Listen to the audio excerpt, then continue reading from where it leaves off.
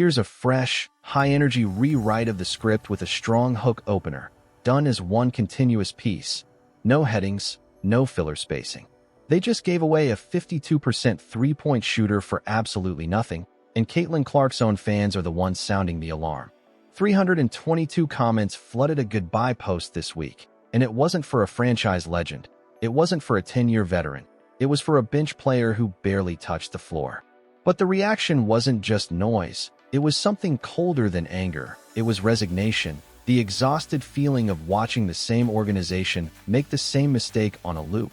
Except this time the stakes are the highest they have ever been in franchise history, because this time Caitlin Clark is the one standing in the middle of it, and the people around her do not appear to understand what they are holding. What happened in Indiana in one 24-hour stretch is not a footnote buried in a long season. It is a moment that pulled back the curtain on everything the fan base has been quietly watching build for months. The pattern, the priorities, the philosophy sitting underneath every roster call, whether or not the stat sheet agrees with it. Kennedy Carter, gone. Jazmine Preciado, gone. Both of them landed in Las Vegas, a franchise that will actually put them to work. And the player whose roster spot was never once in danger, no matter what the numbers said about her, is still logging minutes in Indiana while the coaches talk about culture and the wins keep refusing to show up at the pace this roster should be producing them. That is not an accident. That is a direction. And the people who flooded that comment section are telling you exactly where they think that direction leads. To understand why this landed the way it did, you have to understand what these two players actually were before Indiana decided they were disposable. Start with Kennedy Carter, because her season is one of the strangest storylines in the league right now. Earlier this year, she was putting up 15 points a game in 20 minutes of run. Sit with that for a second. 15 points in 20 minutes, shooting at a clip better than Kelsey Mitchell at certain stretches of the season. For a bench piece in a limited role, that is not just solid production. That is the kind of number that makes a front office look sharp for finding her and a coaching staff look competent for deploying her right. Then it all shifted. She started missing games. The team called it illness. The fan base did not buy it, and they were loud about not buying it. Nobody in the organization has offered a real explanation, and nobody outside it knows the full story of what actually happened. What the public does know is the timeline. She was producing at an elite rate, then she vanished from the rotation. Then she was simply gone, not traded for value. Just released into Las Vegas to play for Becky Hammon on a roster that was already dangerous before Indiana handed them a 15-point scorer for free. That is not a basketball decision. That is something else entirely, and the fans are not pretending otherwise. Jazmine Preciado's case is almost harder to defend because her numbers make the release look indefensible through any basketball lens you choose. 12 points a game, 60% shooting from the field, 52% from three, in barely 17 minutes a night. Those are not development numbers. Those are not the numbers of someone who needs more run to prove she belongs. Those are the numbers of a player already proving it every single time she stepped on the floor, in exactly the kind of role Indiana's offense should be desperate to fill. Clark finds shooters. That is one of the defining traits of her game. So a player hitting 52% from deep in limited minutes is precisely the type you build a rotation around when your engine is a playmaking guard who bends defenses the way Clark does. Indiana waived her anyway. Not traded, not shopped around the league to see what value she could return. Waived outright. And Las Vegas scooped her up immediately because a competent front office recognized instantly what Indiana apparently could not see. Then there's Erica Dantas. And this is the piece of the puzzle the fan base keeps circling back to, because the gap between her job security and what just happened to Carter and Preciado is the clearest evidence available of whatever decision-making framework is actually running this roster. Dantas is shooting worse than at any point in her career. Her defensive numbers have been called brutal by people who actually pull the data instead of going off vibes, and the eye test isn't any kinder.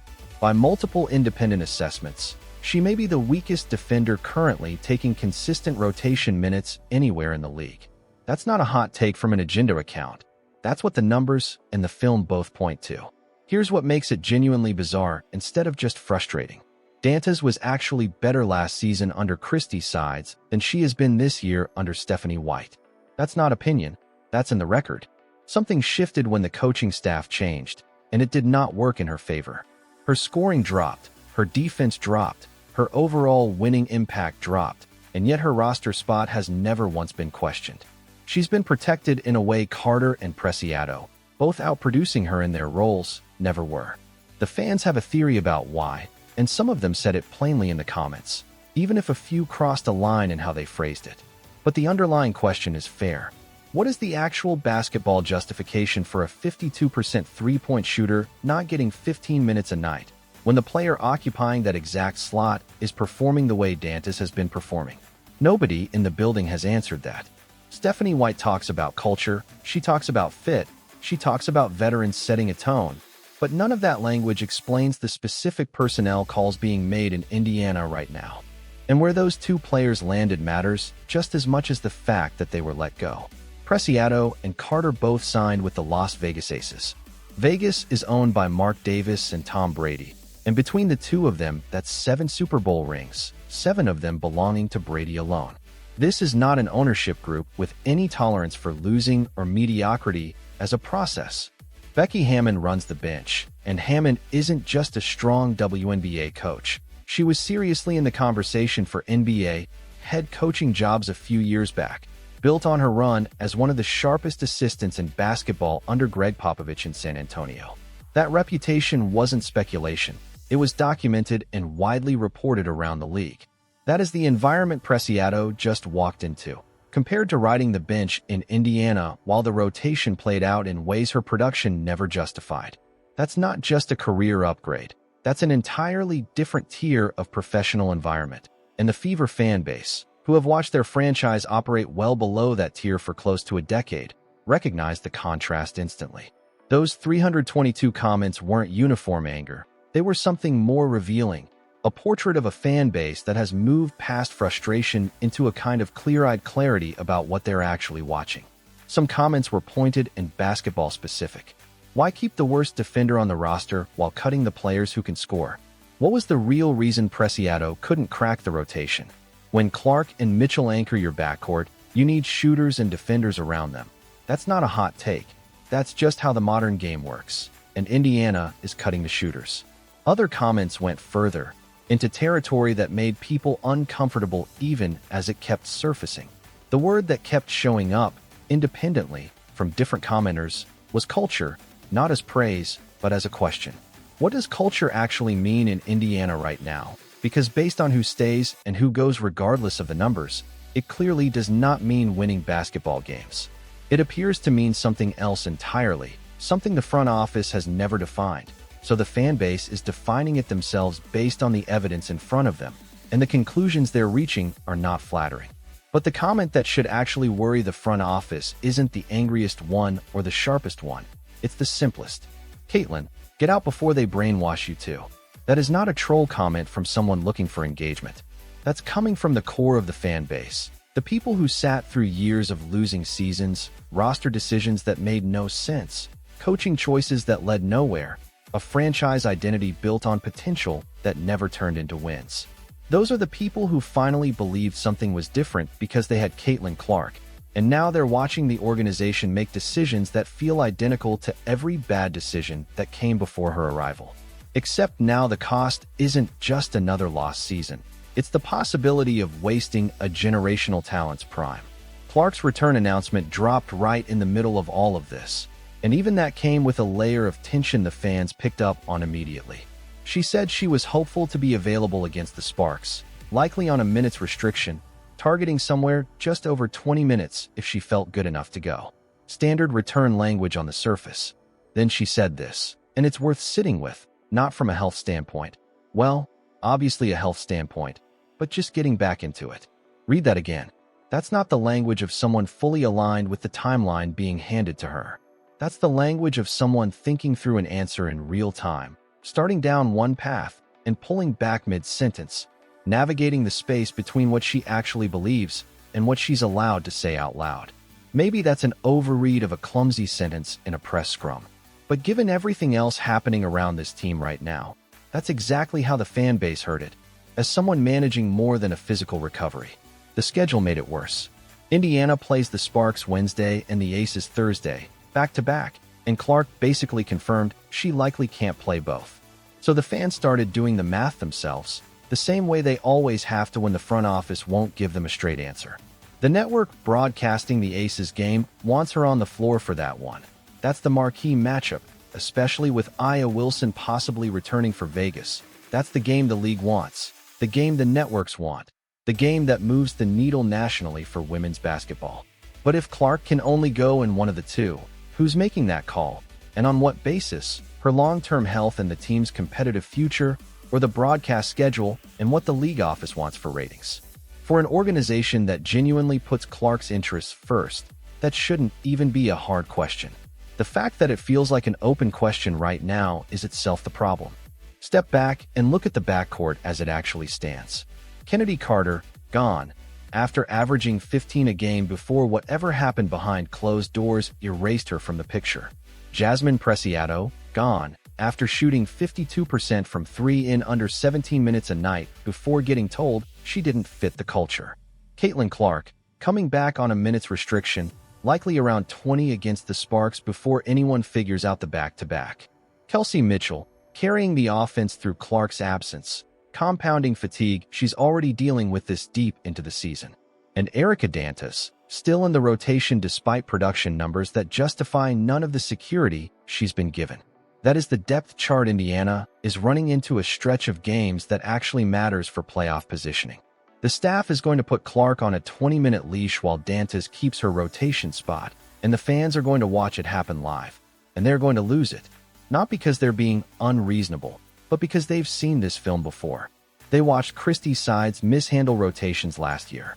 They watched draft decisions and personnel moves land without any sign of a clear competitive plan behind them. They've watched this exact conversation cycle through the comment sections without anything ever actually changing.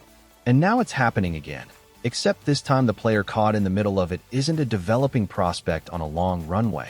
She's the most important player in franchise history, and she's in her prime right now.